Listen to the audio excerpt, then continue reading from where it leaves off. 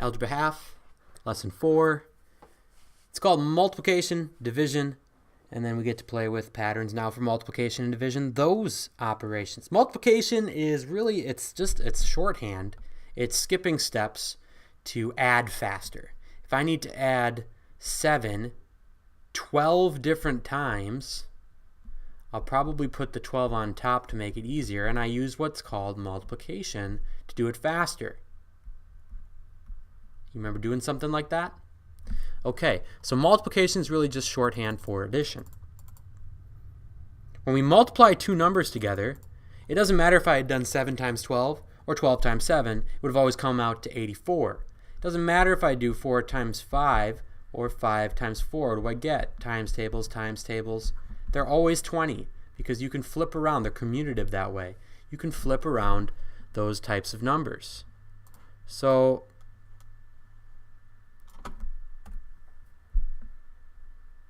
when we multiply numbers together, the numbers we're multiplying are called factors, right? Now when I multiply two factors together, what do I call the answer? The solution in a multiplication problem, write this down if you have a hard time remembering. What do you think it is? What you got? Starts with a... Got it? You got it. Product. Let's jump down to division. In division, we divide the dividend by the divisor. Divide the dividend by the divisor. How do you keep those straight? They're not the same like they were in multiplication. Nice and fun and easy. I always remember it by the divisor is the divider. It does the dividing. The dividend is always divided by the divisor. Goes into that many times. Let's say I have 12 objects and I want to cut these objects by 4. Groups of 4. Equal groups of 4. Equal groups of is my divisor. Number of objects total is the dividend. And I am dividing the dividend by the divisor. So I've got 12 total, and I need them to be in groups of, I got 4 here, got 4 here, and how many black circles do I have? What do I call this number up here? Q-U-O, right? T-I-E-N-T, not how you'd maybe expect it to be spelled, sounds different. Pronounce it. Quotient is the solution in a multiplication problem. Let's try a long division problem just to make sure we remember how they go. Example 4.4, top of page 17, says divide 2,183 by 47. We use what's called an algorithm. You hear that term when you talk Google and coding and computers. Algorithm is just the step-by-step process to solve the problem. So division is an example of an algorithm. So we use the algorithm of division. And in this case, we set it up for D7 going into 2,183. Which one's the dividend? This one. All right. So we got to go in. We got a 2-digit number going into a 4-digit number. Sometimes that's not so easy. So we take 47 and we say it doesn't fit in 21, but it fits in 218. Shoot it in with your calculator if you'd like. I think it's going to go in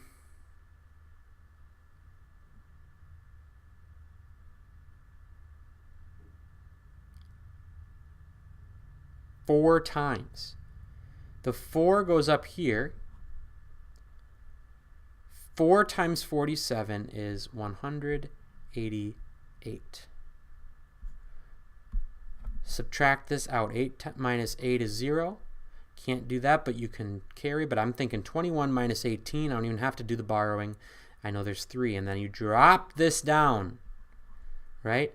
How many times does 47 go into 303? How many times does 4 go into 30? 7 times, right? How many times does 7 go into 3? It doesn't. So let's try 6, because 7 was too many. 6 times 47 is 282 on your calculator. 6 times 47 is 282. Subtract. I have 21. I've got nothing left. This is where the decimal was. Let's just solve this with a remainder, right? So I go R21. 46 remainder 21. Now there are patterns to division and multiplication problems. When two types of operations undo each other, what do we call them? They are what kinds of operations to each other? And multiply and divide absolutely are these. Inverse operations. They can undo each other, which is swell when we need to do what we're going to do.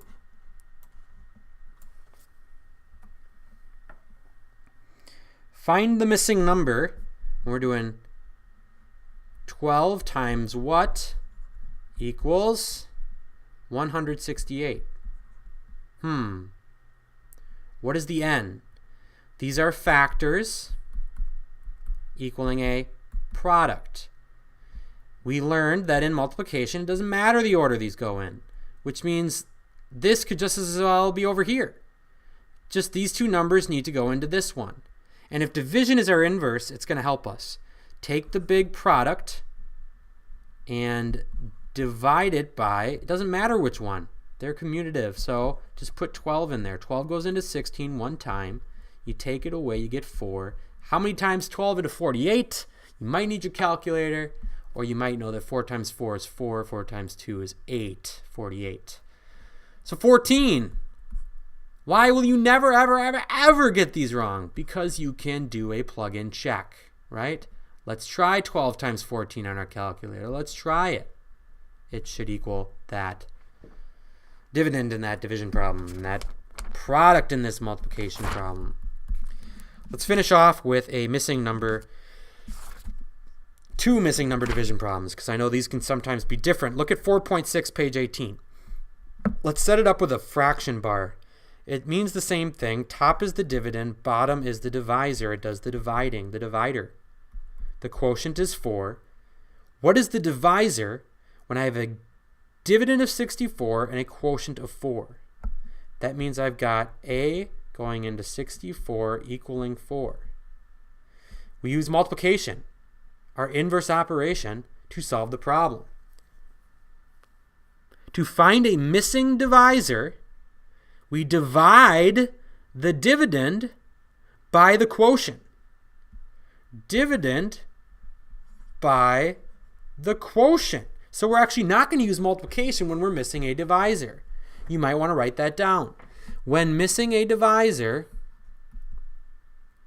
we're going to divide the dividend by the quotient, because it's like then we got 2 factors going into a dividend. So 64 divided by the quotient of 4 is 16. We could check that by multiplying 16 times 4 and making sure it equals 64.